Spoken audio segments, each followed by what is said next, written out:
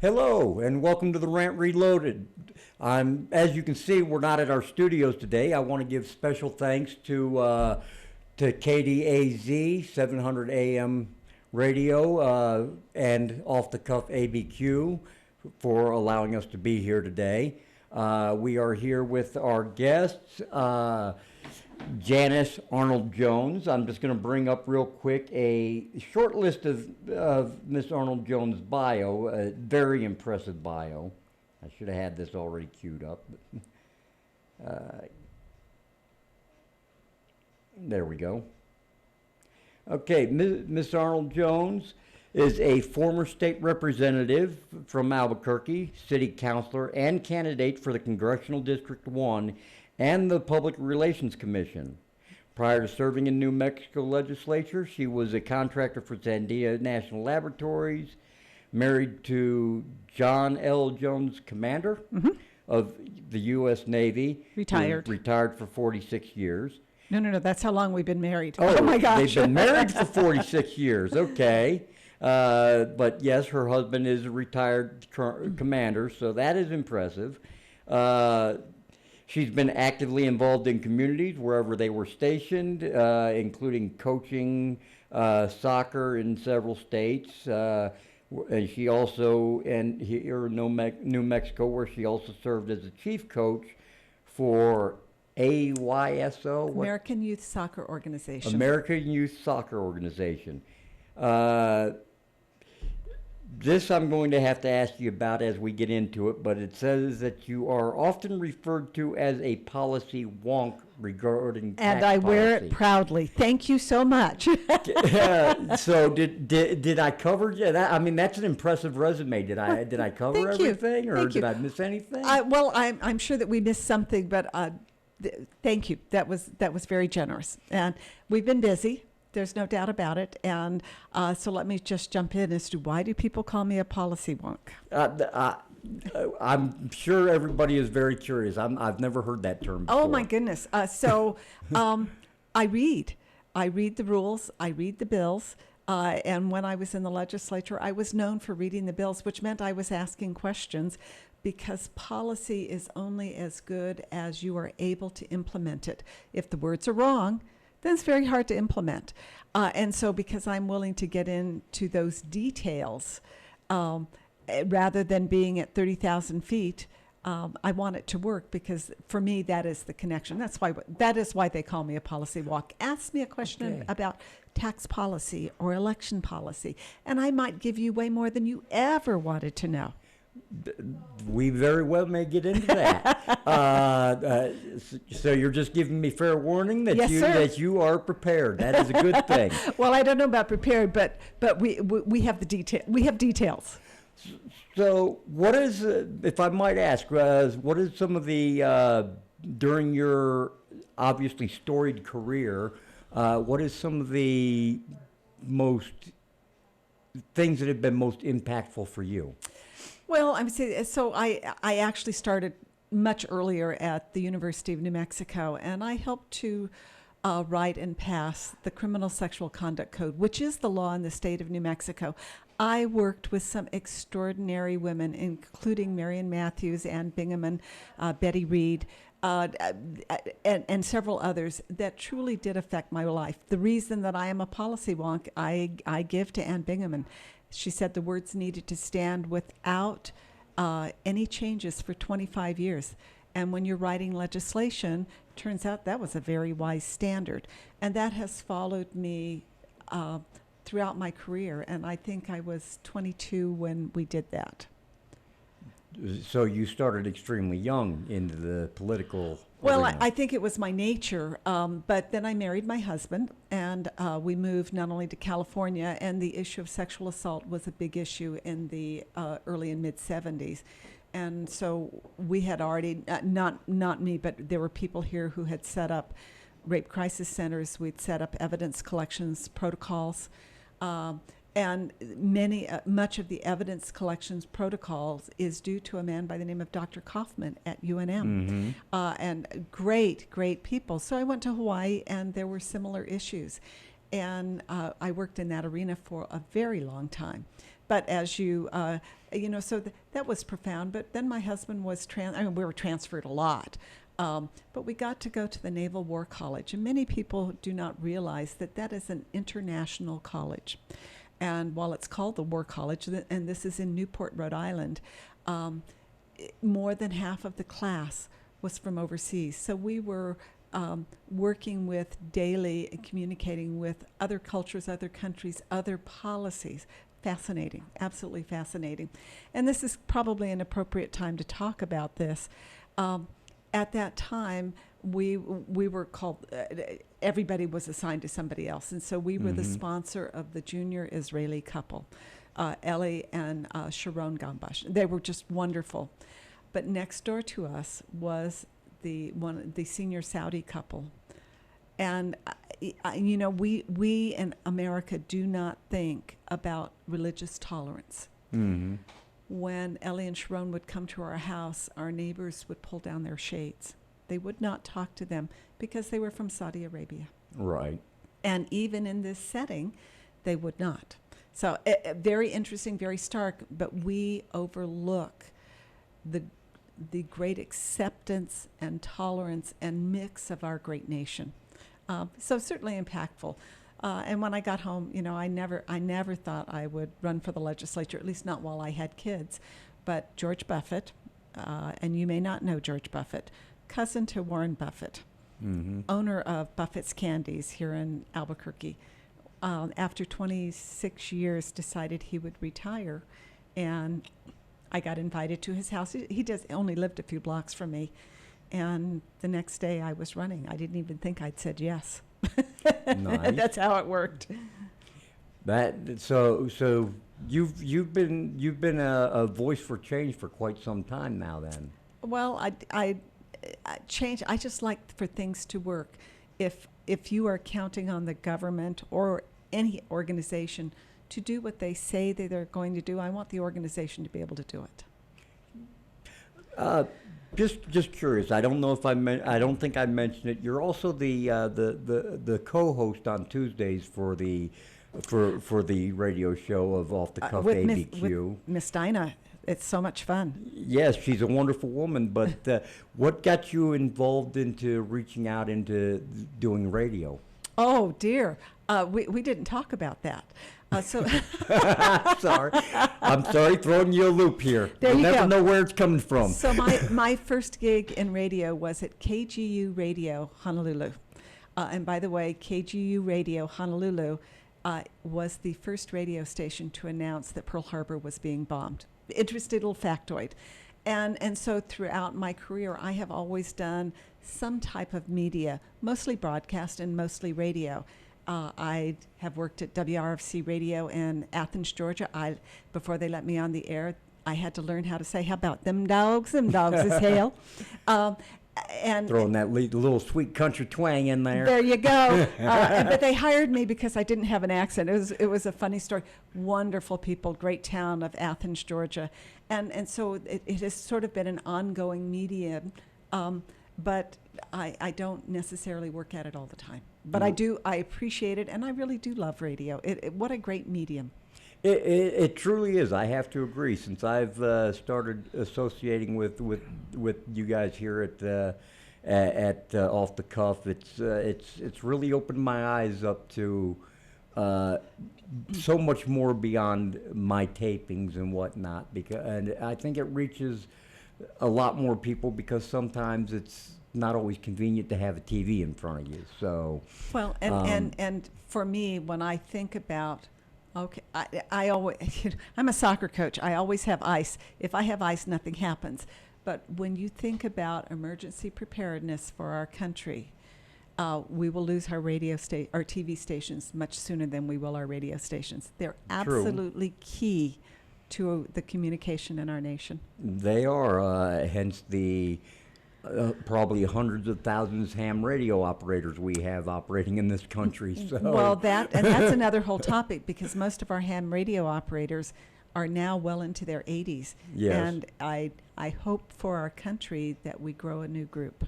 Well, I fortunately know a small handful of Good. considerably younger than 80, so that's a good thing. That is a great thing. So, well, let's get into some of why we're actually here, the political issues. Why are we here, Troy? Well, we are here to get to know who Miss Janice Arnold-Jones are and hear some of the wisdom she has to impart on us. Well, I'm saying right back at you because we're so lucky to have you in Albuquerque. And we welcome transplants on a regular basis. Well, we're glad thank you. you're here. Yes, I am a transplant, so Most of us are. grew up in the great state of Ohio, so I'm at heart still a Buckeye, but I'm making the adjustment to being a New Mexican now. I think I'm going to probably be here quite a while. Good, so. good. But let me, if I remember correctly, you did run against our current governor, Governor Grisham, in a electoral process. Was that The that was for what 2012, office? no, it was the 2012 congressional race. Mm-hmm. I did not prevail. And you had asked me, what would I tell the current candidates if they have to run against Michelle? And it was the most aggravating thing.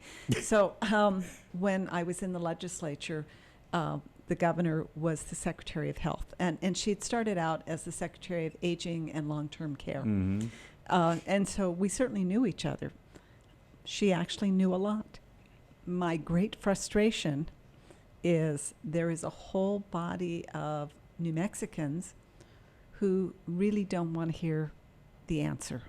And so if you are debating Michelle, Governor Lujan Grisham, you have to focus in and make sure you draw the distinction that she is not answering any of the questions. Mm-hmm. And it is the most irritating thing.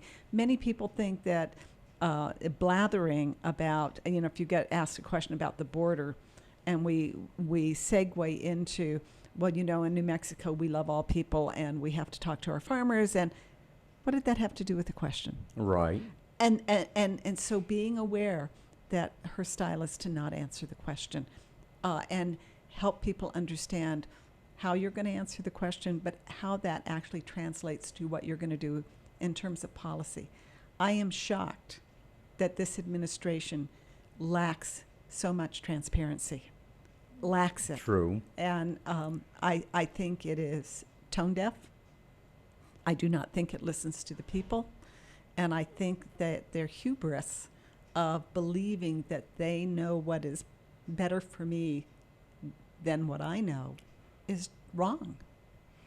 I have to agree with that, and the lack of transparency. I think most of the time I ever hear anything out of the governor's office or catch anything is when she has decided that, as you said, she feels she knows best, and then decides, well, I'm going to issue a mandate, and I don't care if my constituents like it or not. Well, and it's funny. So I got to get my hair cut yesterday, and Margaret, who has taken care of me for well over 20 years, she goes, I'm trying to think what this word is that I need to describe the governor, because she makes me so mad. And she says, is it condescending? I said, yes, that is exactly the word, condescending. And condescending means that you are incapable of understanding, and therefore I am superior to you and will make the decision. That is condescension. And I said, Margaret, you have nailed it. Yes, I have to give her credit on that one. I would also add in there a description of at least slightly totalitarian, but Well, not slightly. I think very, very. What makes me... Well, I'm being kind, but you are. But in asking candidates who might run against the incumbent governor, the other thing I would point out is, of her own admission, she is very hard on people. She has more EEOC complaints against her as a secretary than almost any other secretary in the history of the state. But to date, she has gone through 23 cabinet level secretaries. What's that tell you?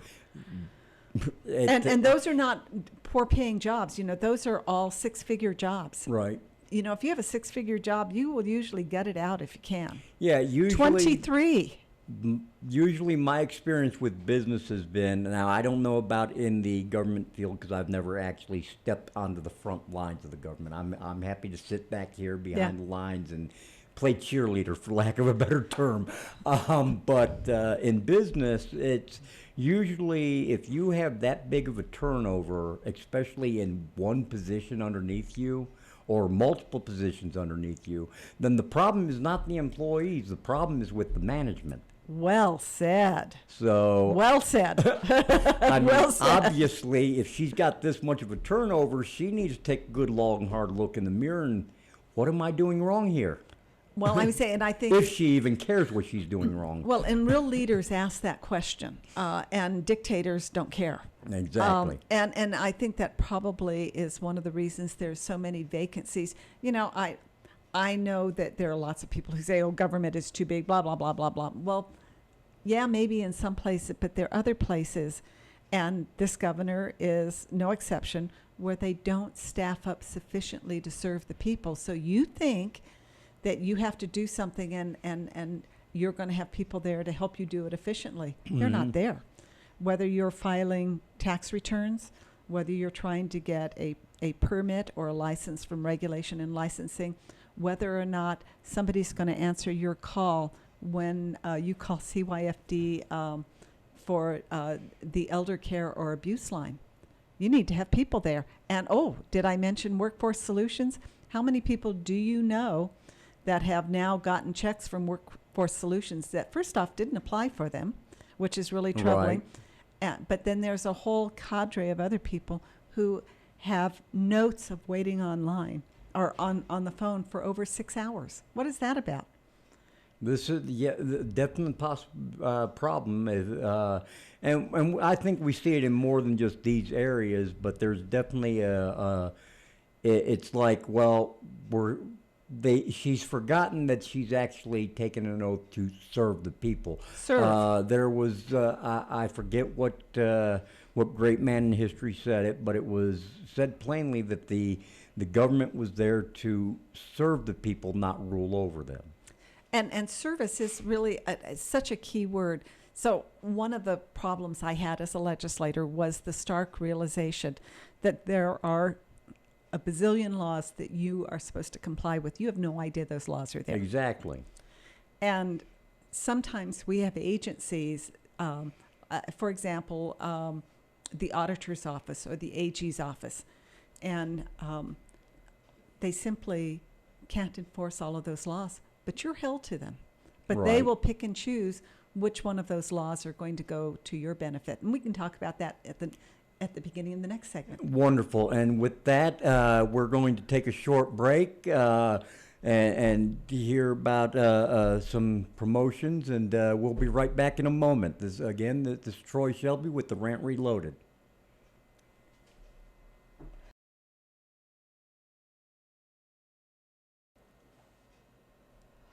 And we're back. This is Troy Shelby with the Rant Reloaded in the studios of KADZ, 700 AM, Conservative Talk Radio.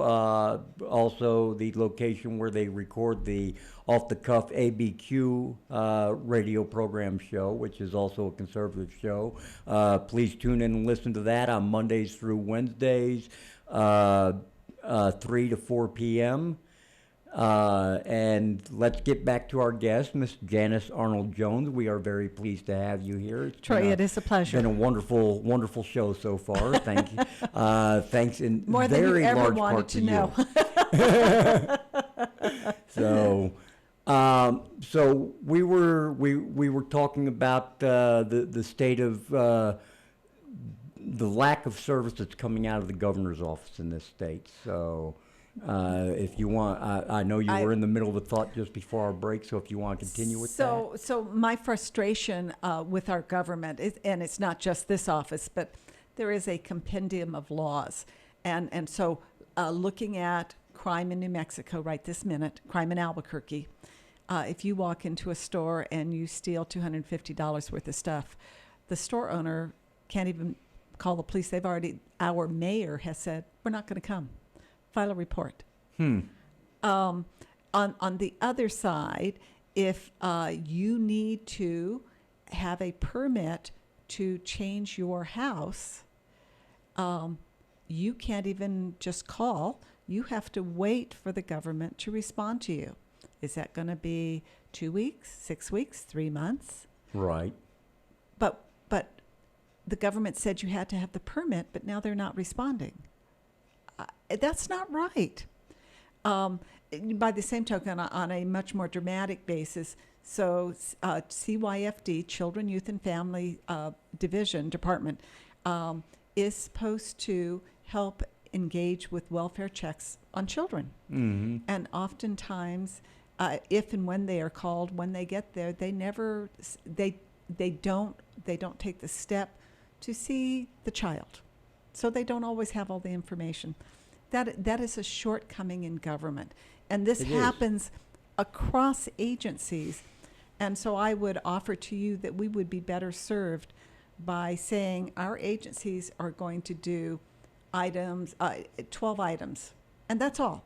If you want them to do something else, go do it yourself. But right.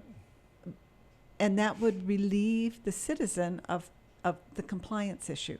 And cost of compliance is, we'll have to do a whole radio show on cost of compliance. But those are things to think about, is how does our government actually serve us? So when you think about a police officer, there are thousands of laws that they are supposed to enforce. The reality is that they can enforce maybe 12. That's what comes to the top of their head. Mm-hmm. And I'm okay with that. But if I am a victim of a crime, I want to know that can go to the police, the DA, the courts, and be able to seek justice. And the truth is, you can't. True. And I just think there is a disconnect between what we have been promised and what we're receiving. That I think most people could agree with. Moving on, I wanted, before we actually run out of time, we still got quite a bit, but this is only a 30-minute show, so let's get into something that I've at least gotten the impression that something that you're passionate about, gets you kind of riled up, is you tend to work with the Election Integrity Project. Is that correct? I do.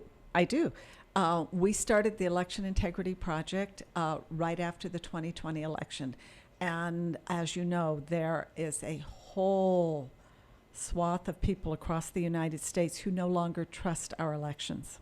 I have to admit I'm one of them. And that is really just one of the saddest statements. So when I was in the legislature, I was assigned to the committee that oversaw elections. Mm-hmm. So if you think I knew all those laws before I got elected, no. But I became a student of those laws. Uh-huh. And I have a particular interest, which is voter roll cleanup. Our voter rolls, and there are problems in the law, but our voter rolls are bloated. And so we had a mail-in election here in 2019 to raise a tax or to do a bond issue for APS. By the way, it failed. It was the very first all mail-in election. And okay. They were, the news was saying, yes, 56,000 ballots were returned to the clerk's office. And I thought, what? That's kind of odd. So here's how this worked. There were 440,000 ballots mailed out. 122,000 ballots were voted. 220 some odd, I have no idea what happened to them. But 56,000 ballots were returned to the clerk's office marked undeliverable. So I used our laws. We have something called the Inspection of Public Records Act. It's very good. And I just sent a note and I said I would like the list of the names of people whose ballots were marked undeliverable. And I wasn't really sure why I had to do that, but I did. So we get to 2020, and I thought, maybe I should look at the absentee ballot request in light of the ballots that were returned marked undeliverable. Right. And what came from that was about 14,000 matches. And so we started saying, maybe we need to knock on the door and see what happened. Well, from there, we learned so much. And the first thing that we learned was you have a 1 in 3 chance that if you mail your ballot back to be counted, it may never get there. It may be marked undeliverable Right. because it's entirely arbitrary. And I don't know that the post office is targeting anybody, but we would knock on the doors and the wife would get the ballot. The husband didn't get the ballot. It was the same address. Right. How'd that happen? And it turned out that of the 56,000 addresses that we had, 96,000 other people had received mail at that address. Wow. And so you're just going, what? So there are lots of questions here. So, you asked me what a wonk is. So I do data and I have help. So we said, what? Do you think maybe we should look and see if there are people who have never voted who are registered? It turns out there are 29,075 people who have never voted since 2012. Well, look at the federal law, and the federal law Right. says after 2 federal elections, if you haven't voted, you should be available to be removed. And I don't want anybody to think if you get purged, you can't go re-register. You can. It's really easy. A lot of this has to do with voters not keeping their voter registration up to date. Right. They don't keep their driver's license addresses up to date either. So, and all of that is the law. And so we followed the process and come to find out that the Secretary of State had sent out 21,000 cancellation notices. Those are people who, That's a substantial number. right, who said, it says if you don't respond to us, then you are subject to being removed. Here's the really odd stuff out of all of this, and I don't have all the answers yet. It's like being a detective, but trust me, Right. we're going to get there. So I said, okay, so let's take a look at that 21,000 people, and let's see how many are on my list of 29,075 people who have never voted. Would you like to know how many people were in comment? I think that would be very good information. 4. That's it? 4. So Wow. it gets more interesting, and so I know what was actually purged in this cycle, and we clean the voter rolls, clearly not often enough now, but every 2 years. And on that list, ultimately in Bernalillo County, 7,883 people were removed from the voter rolls. And they're removed for a number of reasons. Not voting is not necessarily a reason. Right. But under the NVRA, it can be a reason, which is every 2 federal elections, if you don't vote, you can be removed. We remove people because they died. We remove people because they voluntarily said, I don't live here anymore. There are a number of reasons why people are removed. But here's the interesting thing. I have these 2 lists now, Yes. and I know who was removed. Would you like to know how many of the people who were purged or removed were on either one of those lists? I would. 0. Okay. Doesn't that make you go, huh? Yeah, it's a little bit of a head scratcher. It is. And so what I can tell you is that we have 2 problems, actually a number of problems. One is, as voters, you need to keep your voter registration up to date. It makes a difference in our representative republic, which is what we have. Right. And that means that in my district, I should live in my district, and my elected representative should be in that district so I can contact them. We have one district not far from here where they were elected by 61% of the voters that voted for them, but they live not in the district. That's wrong. Okay. That's wrong. Now, that's why they call me a wonk. Is your head just spinning yet? It is. That's just a lot of information to absorb at one time. A lot of numbers. I'm sure there's some accountants out there that are even raising an eyebrow at this point. So I would say, but the top notes is part of the reason that our voter rolls are bloated is people are not keeping their voter registration up to date. But the other piece is that the Postal Service does not always deliver the mail. right. And that's a problem. Well, it is definitely a problem. On the integrity of the elections now, me and you've spoke a bit on the subject.